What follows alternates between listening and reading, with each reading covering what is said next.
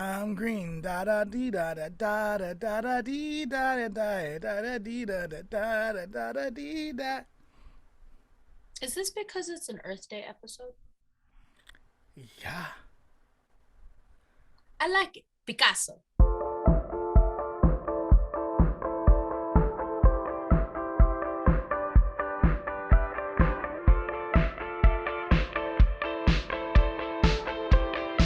I'm Lamont, and I hate when animals encounter our trash. And I'm Leah. I hate Ziploc bags with a passion. And you're tuning into the The Lamont Lamont and and Leah Leah podcast. podcast. So it is April still. April 17th. That's the date. I had to look at my computer.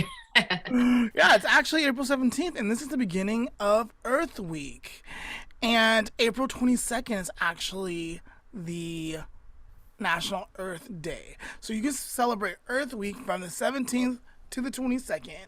And then you can jump into National Picnic Day, where you can go have a picnic in nature. That's great. April 25th is National DNA Day and National Zucchini Bread Day. Now, there's a reason I put zucchini bread on here.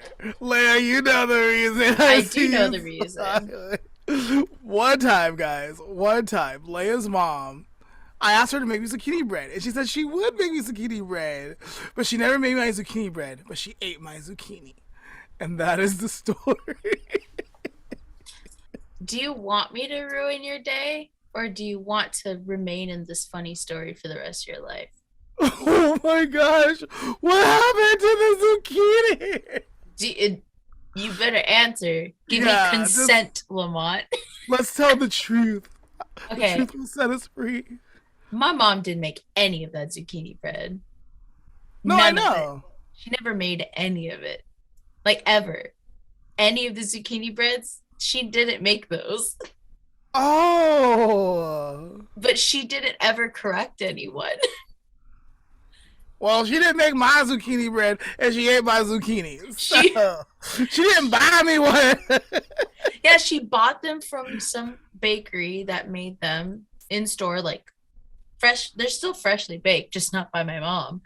And then she would repackage them and give them away at Christmas. I'm like, girl, Oh. shady. Well, I didn't even get one for Christmas. I will on April 25th. So what is it? Next Monday, I'll bring you some zucchini bread to celebrate. All right, and then I like this one because I think Leigh and I can like relate to this one. It's April 27th, National Tell a Story Day. So Ooh.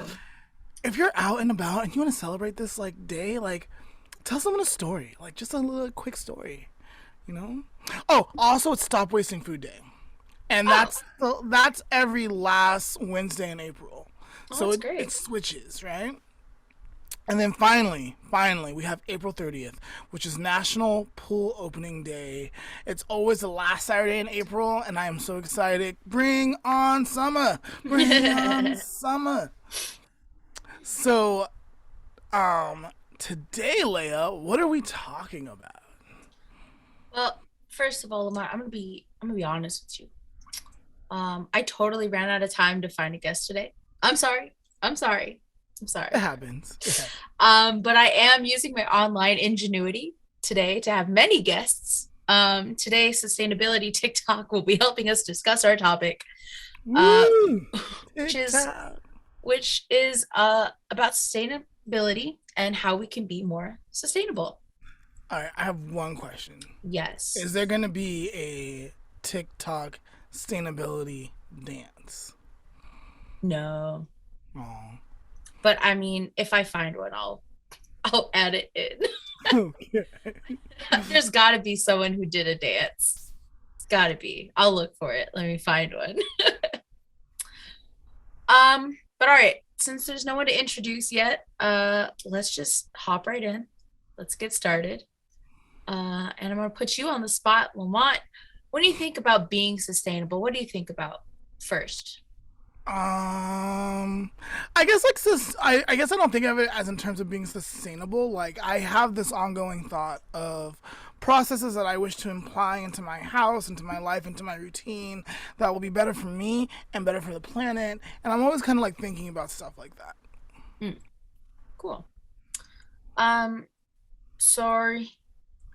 Let me read this quotation. It is from Executive Order 13514 of the Federal Leadership in Environmental, Energy, and Economic Performance, which was posted in October 5th, 2009. Okay. Okay.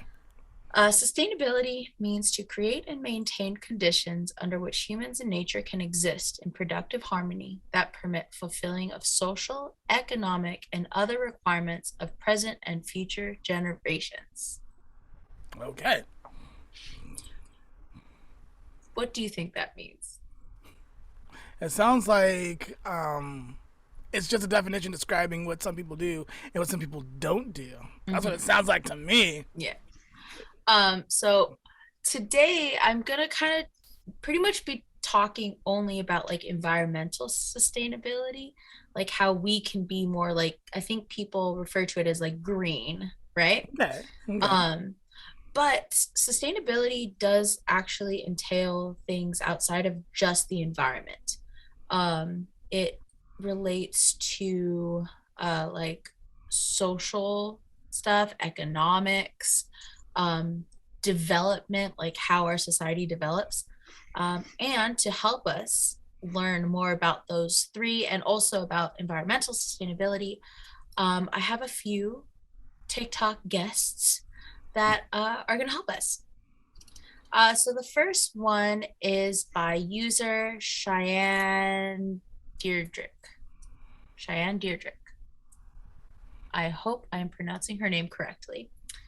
So she is going to help us to learn a little bit more about what sustainability is. What is sustainability? When people think about sustainability, they think about going green or being environmentally friendly. And while that is an important aspect, it isn't necessarily always the case. There are three pillars to sustainability. One is the economy, another is the environment, and the third is society. Having a balance of all three of those aspects is essential. If any one of those aspects is not being paid attention to, it throws off the whole balance of the system. For example, if something is amazing for the environment and helps society progress, that's great. But if it's not financially feasible to implement, then it's just not sustainable in the long run. It's just not viable. Sustainability is important for the environment, but it's important from an economic and social standpoint too. All right, so she brought up a great point, and something that I want to point out too is outside of just like the environmental impact of sustainability, other things can be a part of sustainability, in which like if we have certain like rules and regulations, but like they are not very good long term, then they're not a sustainable, you know, rule regulation. That's why stuff has to change all the time. I like the point that she brought up about like if it's not affordable, then just because it might be doable, we shouldn't do it. Like, Yeah. it's not sustainable. I actually have another TikTok user who goes by the name Sustainable Steps, who defines that exact like idea just a little bit more. So this is actually a really great question. So what is sustainability? Now, a lot of people like to think that it's a bunch of green images in an office and a lot of people singing Kumbaya. And yes, I realize I am my own cliche, but in practice, it's actually quite complicated. Now, one of the most popular definitions of sustainability is what's called the triple bottom line. Now, what the triple bottom line looks at is the environmental, economic, and social impact of a product or process or whatever it is that you're looking at. And so, despite common belief, how it works is that, yes, something may be better environmentally, but if it's so expensive that no one can afford it, it's not sustainable. So you really have to look at what will help all three factors, environment, business, and social, in the long run. And that's what sustainability is. Please leave any more questions you may have in the comments, and I'll get to as many as I can. The other topics of sustainability outside of like the environmental impact, I'm still learning about, but like it does make sense. So, for example, when you think about electric vehicles, right? People and companies and businesses have been going on and on about how like, oh, this is going to be great for our environment, less gasoline, less fossil fuels. But realistically, it's not affordable by the general population. So I have heard that they're trying to like streamline those processes and make it a little more affordable for everyone. But until then, personally, I wouldn't consider like electric vehicles a sustainable option until they are more affordable. Yeah. Because it checks off environmental, it checks off business, but it doesn't really check off social, because not most people that I know personally can't afford an electric vehicle. Yeah, they're gonna have to make them affordable. So yeah, I do want to do another episode in the future talking about that kind of stuff, like the aspects outside of environmental sustainability.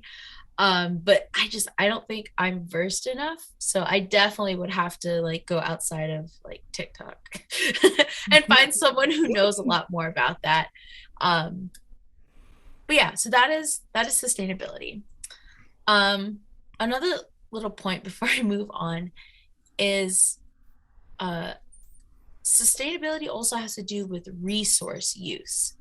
I do have another TikTok, but pretty much a lot of problems that we have with our resources, like not just trees, but electricity, water, even monetary. I think it falls into this, like the inability to access certain things that, you know, some people don't have access to certain stuff. That means that those processes are also not sustainable, because it's a balance of finding a resource that can be renewed or, you know, reintroduced. Right. Yeah, so I do have another little TikTok by Philip G. Jessup. What does sustainable actually mean? Well, unfortunately, the definition of sustainable has changed over the years, so it may no longer mean what you think it means.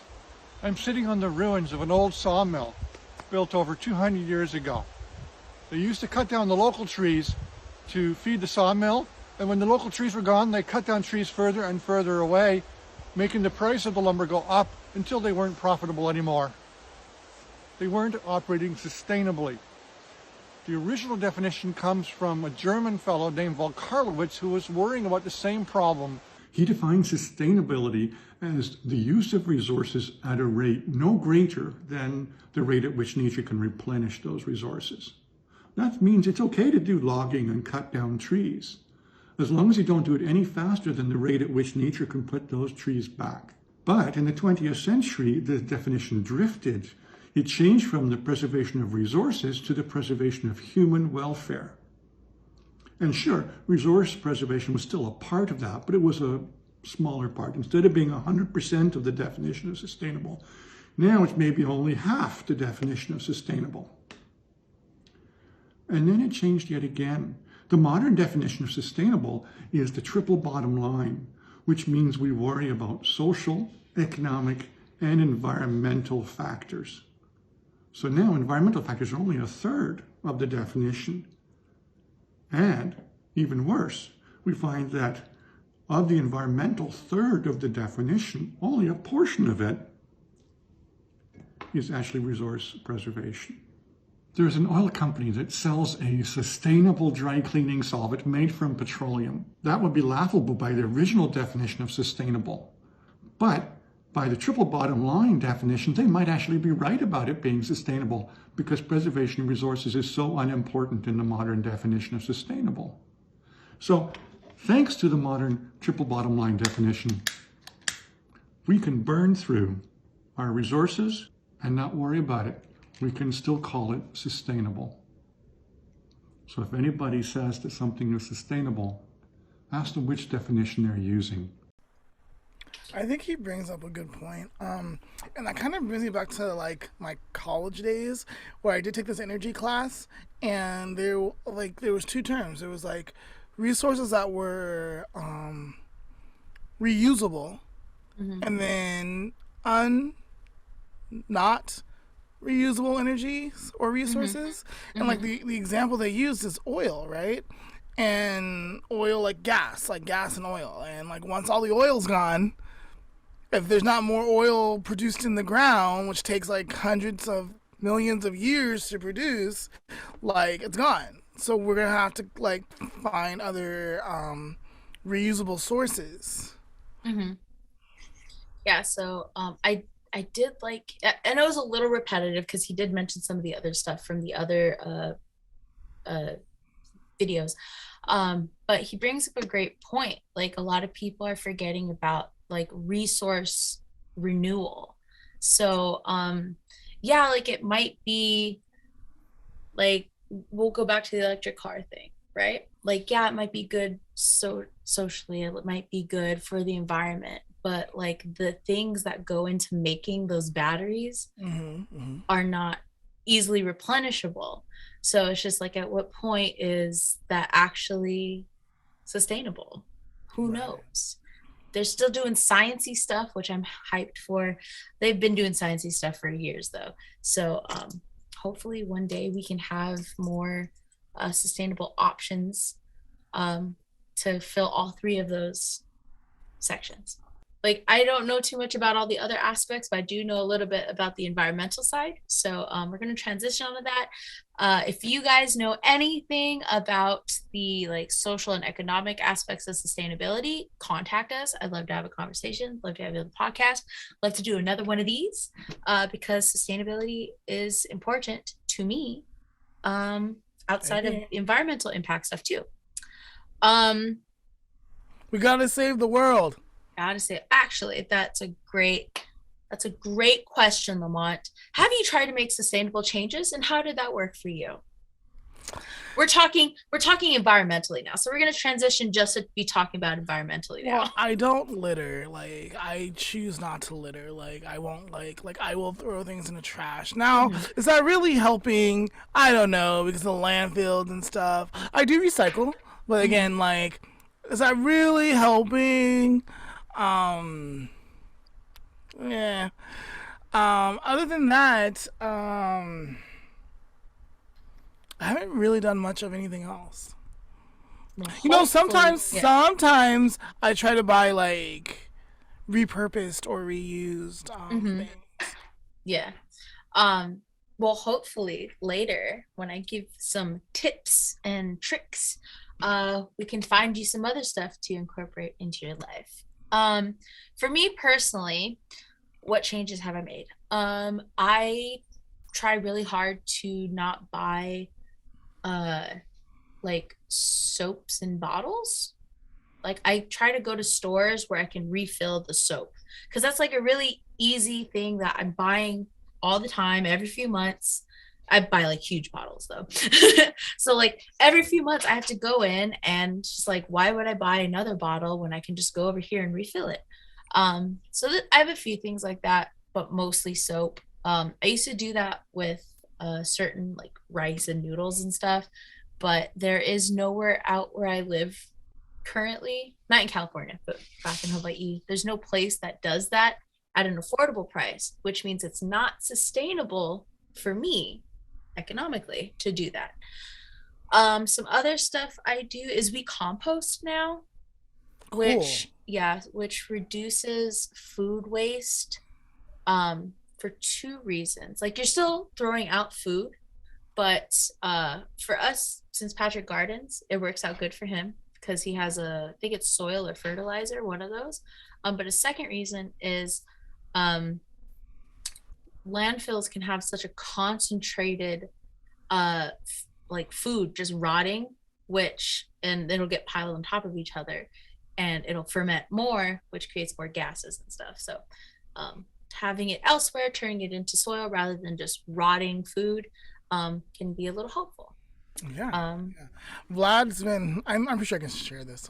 Vlad's been wanting to get a compost for the house. He's been talking about it, so. Oh, well, perfect. I could come help you guys with that. Oh, okay. projects. We'll have to do that. We'll have to have Patrick come on and talk about composting because he knows more about that than I do. But it's fun, it's easy, and it can be useful. So the question is, why do we need to be more sustainable? Speaking of environmentally. Because if we don't, we will die. I think that's the one argument that like people who don't really believe in like any type of like climate change bring up all the time. They're just like, oh, so we're just gonna die? Like there's no other reasoning behind it, and no one takes the time to like explain stuff to them. Well, So yeah, I hear it all the time. Like we're poisoning our environment. So Yeah. like we're poisoning our home. Like Yeah. either we're gonna mutate or we're gonna die. Yeah, I hear that a lot where they're just like, oh, we're just gonna die. Well, that's not a good enough reason for me to blah blah blah blah. It's not? I guess not. Okay. But like something I want to point out is like everything that we do affects like the earth. And it could be a good thing, it could be a bad thing. Like every single move that we make does something. Butterfly effect. Did we talk about that in an episode We did. like last year sometime? Yeah. So while breathing or going for a swim may not be like bad, like they're not going to do anything harmful, it still affects our environment. So like breathing releases carbon dioxide into the air. Going for a swim, if you swim by like a bush or like a water bush where like a fish is living, you just disrupted their habitat. Like little small unimportant things. So like think about things that are harmful, like littering or like dumping oil or gasoline into our water on accident, quote unquote. It's like those all have negative impacts. So I think we need to be more sustainable for that reason. Like every little thing that we do makes an impact.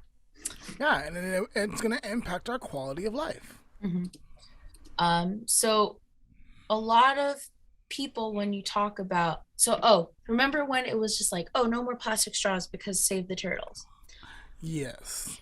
So a lot of people would argue, well, like this is just one singular straw. Like it's not me that's the bad person, it's the people manufacturing the straw, or it's the person who's selling the drink that comes with the straw.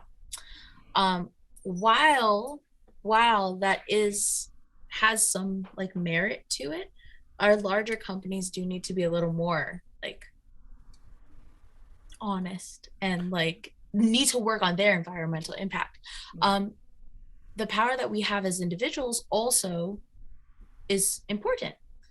So I have 2 more TikToks to help us explain the power of the individual when it comes to being more sustainable environmentally. All right. While you're bringing that up, let's talk about Save the Turtles. Like in the whole straw thing. Like I actually like the paper straws, but then I don't know. Like I feel like they work fine for other people, but maybe I drink too much or too often, mine dissolve, which kind of makes me a little bit sad. Yeah.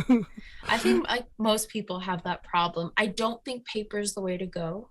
Okay. I really don't. Buying your own straw is great. Like I have a few of my own that way buy, and I actually clean them out. I have the straw cleaners and stuff, and like, hey, like, it's worth it to me. Yeah, exactly. What was really unfortunate about the pandemic is we weren't allowed to bring stuff like that with us anymore. But I have a bunch, and I used to use them constantly. I used to have like forks, spoons, chopsticks, straws, cups, everything. But thank goodness things are starting to hopefully, fingers crossed, get back to how it was before, or at least as close as we can be. And maybe we'll start to get to use those again, because it kills me every single time I go out and they just hand me a straw. And I'm like, man, I have a cup right here. I just can't give it to you to put stuff inside of it. But yeah, so let's watch this video. All right. Let's talk about the power of the individual when it comes to sustainability. It's important to note that a majority of the impact and responsibility for the climate crisis falls on larger institutions and corporations. But that does not mean that the individual's actions aren't important and that they don't matter. In fact, an individual's actions are really important. They signal the demand and the kind of future that we want to see. This holds these larger institutions accountable, whether they're corporations and they have to answer to our consumer demand and supply what we are demanding, or whether they're governments and they're responding to us as constituents in our votes and our advocacy for the type of legislation that we want to see. So what we do as individuals matter, especially when we act collectively and in community, because that will amplify our impact. So don't get discouraged and think that your actions don't matter. Instead, rally some friends and start making change within your community and getting loud about what you want to see for the future. That was brought to us by TikTok user Brooke M. Bowlin. Cool. Yeah, so that, I mean, I said we were just going to talk about environmental, but that does kind of like come back into like the social and economic impacts of sustainability, because she's right.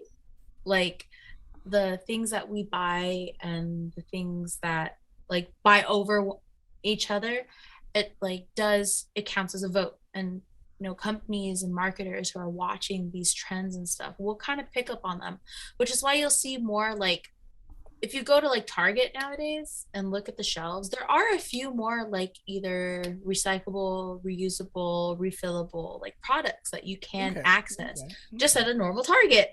So it is nice. People are picking up on those trends, and I'm hoping for the future that continues. Oh, another thing I just thought of, the mask thing. It was killing me every time I had to use one of those masks and just like throw it away. It's still killing me, because like every day I have to like I have to watch like people do that in like grocery stores, or like the kids do that too, because like I have reusable ones that I wash and everything, but like try and get a 10-year-old to do that. It's not happening. So yeah, that one killed me. But I do have another video about why the individual is still important when it comes to sustainable choices. Why should I care about saving the environment? I'm just one person. I've heard this so many times, and I've even thought about it myself. But here are 3 reasons why your actions as an individual do matter. 1. Humans are super social creatures, and you never know who's watching and who you could influence. By being eco-friendly in your daily life, you're exemplifying to other people that it's possible. 2. The micro dictates the macro. Remember that governments and corporations were formed and succeed and thrive because of us. We vote every single day with our dollars, and where you spend your money says a lot. So support the companies that do good. And 3, the only way we're gonna make change is collectively. So in order to make change collectively, you as an individual and every individual needs to do their part to make a difference. Right, so that's just 3 more reasons why it's important on an individual level, but still holding bigger corporations and institutions to a standard. Yes. I think I'm ready for a break. Did you have anything you wanted to like talk about or cover or? Yeah, so last night actually I was thinking about being sustainable because I wanted to buy out a coffee stopper because he complains that his coffee in the morning spills. So I was like, okay, let's get coffee stoppers. But I couldn't find one that I could just buy like $15 or $16 and just keep reusing. They only had like the disposable ones, which made me sad. I think you can. You're talking about the little piece that goes in the top of the cup, right? Honestly, I would just pick one up from Starbucks and just use it forever. Just forever. That's the kind of stupid stuff I do. I got a whole drawer of like washed utensils from going out to eat. Okay. No, like I wanted to get one with like an A on it. But like they didn't have one of those, so we'll have to find it. We'll scour the internet. All right. Yeah, I'm gonna take a break and get some water. Okay. And then when we get back, I am going to talk about some realistic ways to be more sustainable this Earth Week. All right, let's do it.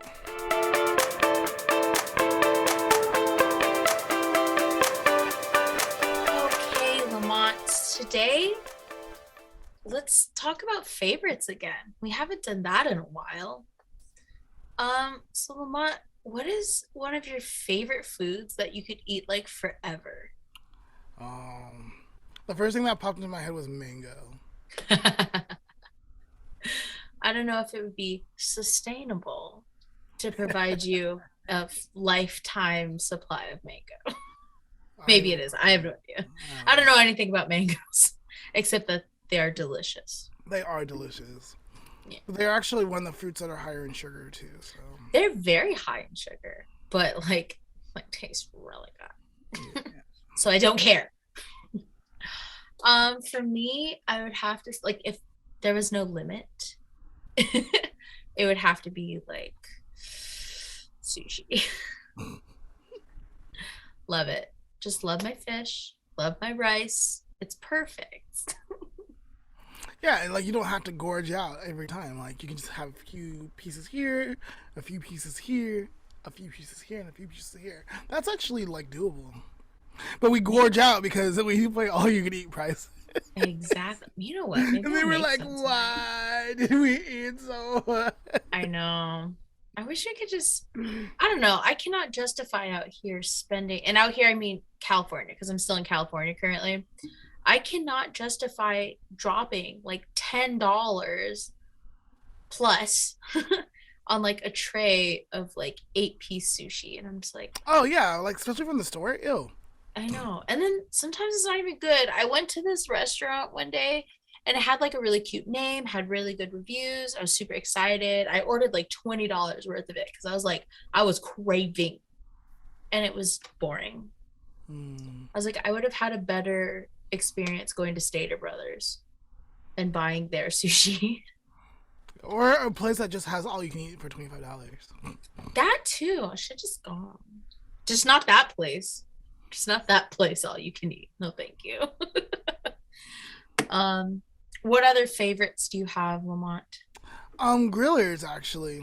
So there's a veggie burger called a griller, and I feel like I could eat that every day. I haven't had those in forever. I just realized that. Huh.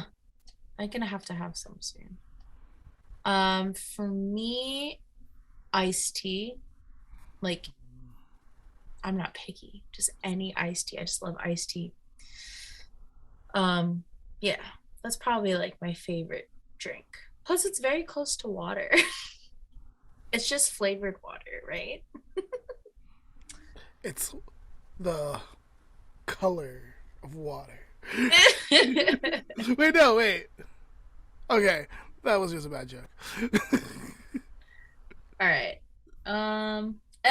What is a surprising favorite food that you have? Surprising?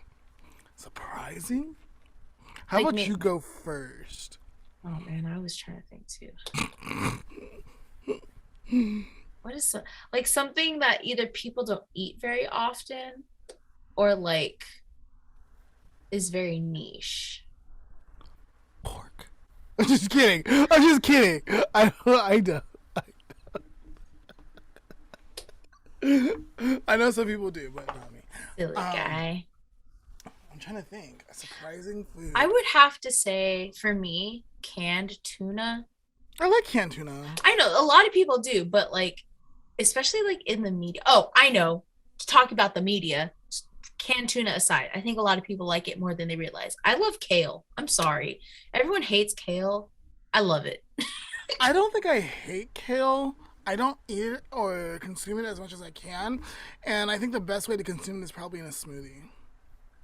I make like every morning. Well, not recently. I've been too busy, but usually my normal routine is I make kale, eggs, and rice for breakfast.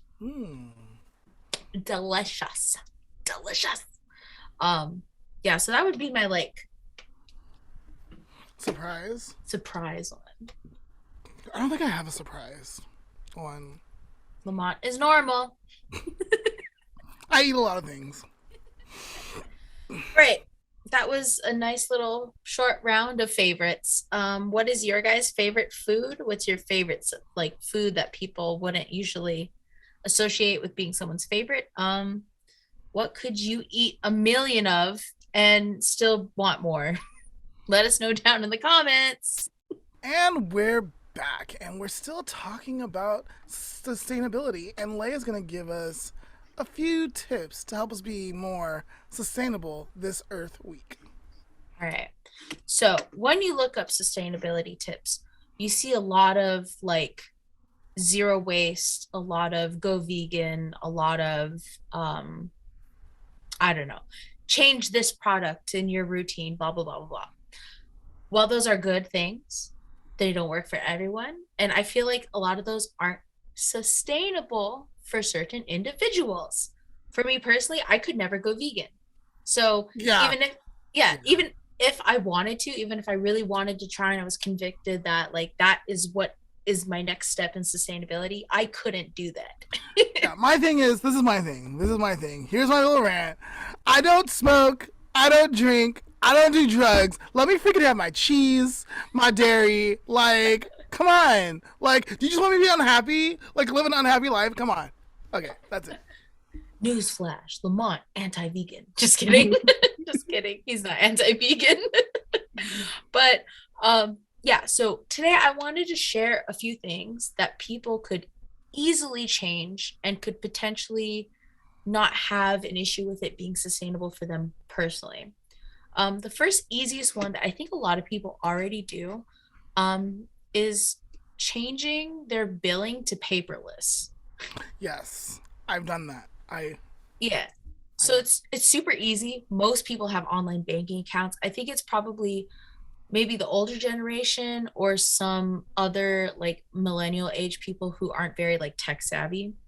But it's very easy. I know most of us are at least online 1 or 2 times a day, if not like constantly. I mean, I always have my phone on me. I got that thing on me all the time. And so like, while I support the US Postal Service, I think they're necessary. Think about like the thousands of people every day that receive a bill, right? And like a bill always has that like extra useless piece of paper at the end that's like their terms and conditions, or like even the one page that says page intentionally left blank, and you're just like, then why did you print it? So like, not only are we wasting paper when we get paper bills, which like is like a forest thing, you know, deforestation, but like who knows how much gasoline that takes to transport all those hundreds of thousands of pages, blank pages to people. Right. So by switching to e-billing, you can keep your billing a little more organized because it's right there on your computer. You don't have to like have folders and papers everywhere. Reduces clutter, in my opinion. And then also the deforestation and the gasoline thing. Easy peasy. And if you don't know if your utility like offers e-billing, call them, Google it. And if they don't, call them and be like, hey, it's 2022. Why can't I pay my bill online? Right? Right. Okay. Why can't you text me to remind me to pay my bill? There you go. Another thing that people can do is buy quality products. One of the largest sources of waste that I've seen, like personally, like in my own family, in my own friend groups, is like buying cheap products that break after one use. What do you mean? So like, you know, you always found a good deal for like something you're looking for at like Wish or the dollar store or like Walmart, Daiso, wherever. I don't approve of Wish. Wish is crap. Yeah, agreed. But like, think about that. Like, people are just like, oh, I need this thing. Go on Wish, it's 50 cents, right? And then like $2 shipping, but like $2.50, right? The problem is like half of those products are so cheaply and cheaply made and mass produced that they're usually not very like well made products, and like maybe you'll use them once or twice and then they break, and then look, you gotta toss it, go buy another one. Yeah, and like get it off of Amazon. And while it did save you a few bucks up front, like you have to go throw that out. You have to go drive somewhere. You have to go order it online. You're spending more money. You're spending more gasoline, whether it's you or the delivery driver. And it's just like it becomes a cycle, and it keeps happening and happening and happening. And like most people will go back and they'll buy the cheap one again because like, oh, it's only $1, it's only $2. But then like $2, $2, $2, $2, $2, $2, that adds up. You could have just bought a better one to begin with. Agreed. Yeah. Amazon. So, well, that's a whole other topic. I'm definitely Amazon over Wish. Like I gave Wish a try a couple of different times. Just like occasionally you'll find like a really cheap product that does like perform well, and like it doesn't break, it like lasts for a lifetime. But like I'm just saying it's the easier way to do it. Save up a little more monies, go buy your better quality stuff. And that I'm gonna talk about like shoes and stuff too. Like people be buying like $5 shoes and then wear it for a month, and they're just like, oh, gotta throw these shoes away, go buy another $5 pair of shoes. Which actually relates to my next point. Try to cut down on fast fashion. It's kind of like a whole topic by itself. But to summarize fast fashion, for anyone that doesn't know what fast fashion is, it is the production of clothes and accessories in high volume and rapid pace as the manufacturers are trying to keep up with trends. This usually means that the product is cheaper and low quality materials are being used, and the clothes are usually priced so cheap and affordable, air quotes, that the people making them are not being paid like at all, probably a few cents. Not livable. So with that being said, I know there are a lot of people who are struggling financially who probably can't like look at a pair of shoes at a cheaper place for like $5 versus a good pair of shoes for like $100, right? And I understand that like that's not always gonna be feasible because you need to replace your shoes now.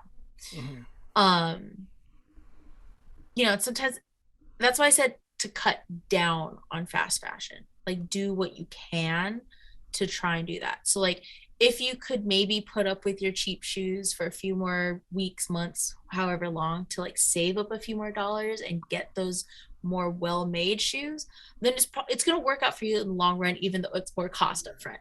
But I'm saying like not everyone can do that. So maybe like, do we need to buy 20 t-shirts to fit a new trend? Probably not. Oh, actually, I do have a TikTok for that. I just remembered that. So there is a woman, what is her username? Kate, I can't read her last name, but her name is Kate. And she brings up a really good point about not cutting down on fast fashion, but how you can change your fashion to be more sustainable. All right. I don't wear a lot of patterns, and there is a reason for it. Patterns go in and out of trends a lot faster than just solid colored clothes. Certain colors go in and out of trend a lot faster than just plain neutral, which is why I chose a neutral wardrobe in my effort to be more sustainable. If I do wear a pattern, it's going to be one that's very classic, like a tartan, a plaid, a herringbone, polka dots, stripes. If I'm going to go for a more bold print, I will still choose something classic like a ferrate or a jacquard. And this is simply out of the effort to be more sustainable with the clothes that I wear so that I can wear them for a longer time. That's another good point. It's an easier one to make. This is probably on more like the harder side than like more easy, realistic ones. But like trying to find some well-made, well-quality pieces that you can use in your wardrobe that aren't so different and bold and have so many like in style patterns that they're unwearable in a month's time. Like, I mean, this is just a simple tank top that has my school, like my college on it, but like it's just black and green. I've had this shirt for many, many years. It's well made. I don't see it going anywhere anytime soon, and it matches pretty much everything that I own. This So is a long sleeve green shirt that I usually wear under other shirts. And a brown hat to celebrate Earth Day. aw, he's in color coding, color matching for the event. But like that's a good example. And like that shirt looks like it's pretty well made. It's probably gonna last you a long time. I've had it probably for 7, 8 years. Exactly. And from here, I mean, I can only see you on the computer, but it looks like it's still in great condition. And who knows, you might be like 80 years old and they're just like, what do we do with grandpa's shirt? Yeah. I keep too many of my clothes. I need to start like. No, that's good. That's the point I'm trying to make. But like Leah, like remember last year when we were like getting, I was like, hey, I still have that shirt for the Lamont and Leah like show, and I went That's to grab true. it. Like that's a really old shirt. That was a pretty old shirt. It's very out of fashion. So like it's not usable anymore. But like we didn't think about that when we were like 15 buying clothes. Like we just wanted something that was cool. But yeah, so that's another thing we can do.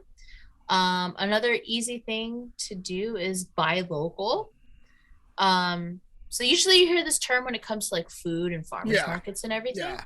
But like buying local in general can actually benefit the economy in your community. So that goes back to like the other aspects of sustainability. So supporting smaller businesses rather than larger stores directly helps your own community. It goes back to like basic economics, I think. It's like the idea is that if people have money, they'll spend it. And those that they buy from will now have money and they spend it. And so it just kind of puts more money back into our economy. Yeah. Oh, excuse me. Yes. So yeah, buying local from local artisans and everything. Which reminds me, if you need stickers, Lamont and Leah sell stickers. Put money back in the economy. Put your money back into our pockets so we can make more podcasts. And then I have just three, one, two, I can't count. 4 little short TikToks that have just some really quick little life hacks that are more sustainable that I think are very easily doable. Sustainable things I do that are more convenient than the unsustainable things I did before. Part 4. Instead of carrying my groceries in plastic or even canvas bags, I load all my groceries into my cart at checkout and then transfer them to old boxes and or laundry baskets. This is a great option if you live far from the grocery store and need to take your car and you don't like carrying bags or you don't already have reusable bags. This planet-friendly method makes it easy to carry everything in one single trip. So easy that David here can be seen spinning with joy. Like and follow for part 5. That video was by Mostly Eco Morgan. Free things you could be doing to be more eco-friendly, part 2. Use your towels more than once to save energy and water by cutting down on the number of washes. Use up what you have at home before buying new low-waste products. Hair is compostable, so make sure to save your hair for the compost. And lastly, make sure to unplug appliances once you're done using them. That video was by the Eco Twin.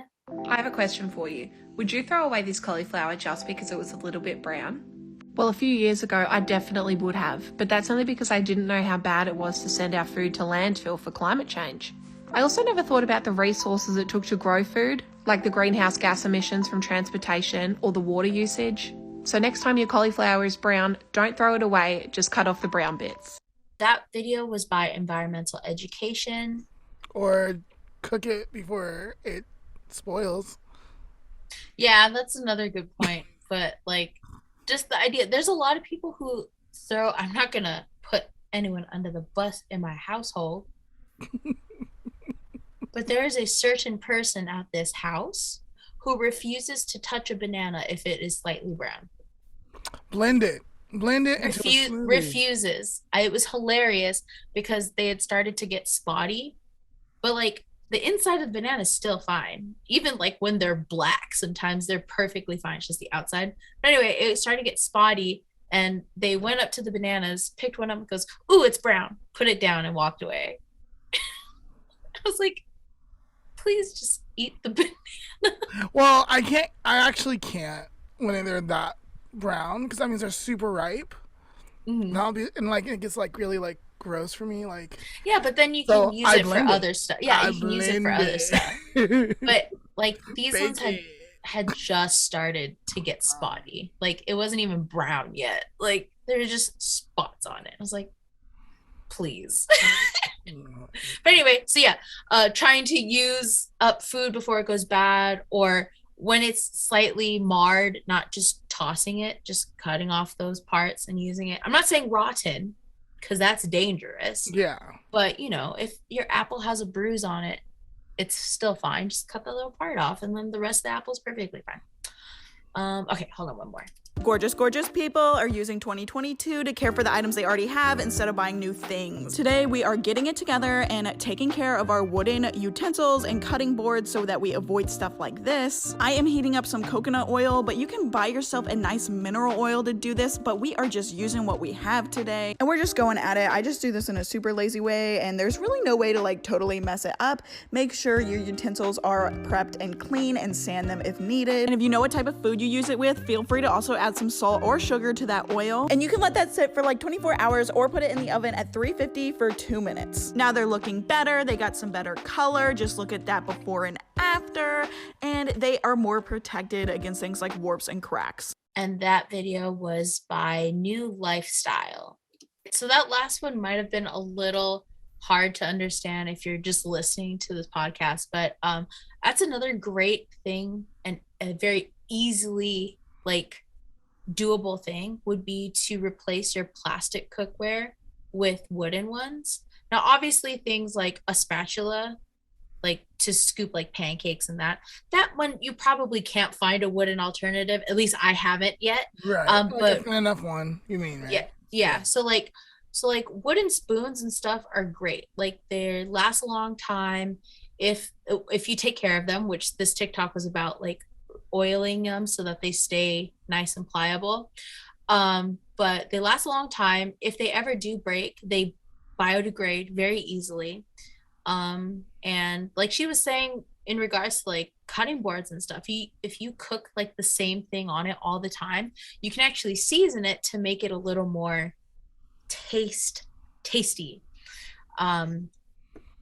So yeah, those were my suggestions on things that people could easily make, like changes people could easily make. Is there anything that sparked your interest, Lamont? Yeah, I think the unplugging of appliances that are in use, not only will that like, I think that would save me money too, because like even like when they're off, like they're not being on, like I think a little bit of power is still running. Yep. So. Exactly. Everything that is plugged in, I think it's called vampire energy. It's still using very slight amount of energy every day. So it'll save you money and save electricity. Yeah, I know a friend who like, if he's going on a trip, he'll clean out his whole entire fridge, and then like he leaves it cracked open, I think with baking powder, and then unplugs it. That's really smart. I never thought of that. Huh. Usually we have people still at the house, so I haven't had to do that, but I'll have to remember that for like if we all ever go on a trip. For a while. Yeah. So let's see. The car thing I kind of already do. I just bring everything loose from the store out to the car and pack it there. Yeah, I have bags. I have bags I bought to carry. They're really nice. Like actually, I don't even know if I can find this anymore, but it's a really nice like square box. It fits a lot of stuff in here, and it's super nice. But yeah, I bought them like when they first started going green way back when. Yeah, see, that's awesome. That's an easy change to make. And then if you don't want to buy the reusable bags and spend money on that, just a laundry basket or a cardboard box in the back of your car when you go shopping. Pretty easy. But yeah, I think that's all I have to say about sustainability. What kind of things do you guys do to be more sustainable? Do you have any other tips that people could use that would be sustainable for themselves if they're just starting to do this, or if they don't know if they can do it financially? Let us know down in the comments.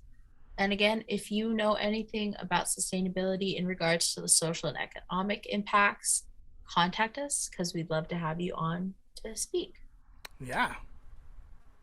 And I think that's it. Enjoy your Earth Week. And we will see you in our next episode. If you follow me personally, I'll probably be playing like Earth Song and some other things. All right. Go check out Lamont's page later this week. All right. Thank you. Bye. Bye.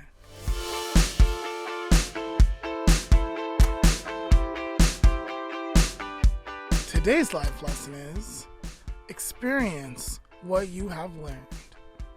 No matter how much we think we know about some topic, it's only after we have put that knowledge into use that we get confirmation of the actual level of understanding that we possess. Sure, we can read about painting, learning all the techniques and brush types and color palettes, etc., but only when we get in front of a canvas and start painting do we put our knowledge to the test. As EDU Geek Club career expert Julia Smith once wrote, young people often face difficulties when it comes to putting what they have learned into practice. Therefore, all this knowledge becomes useless when it should be the fuel that propels their career. And that is today's life lesson.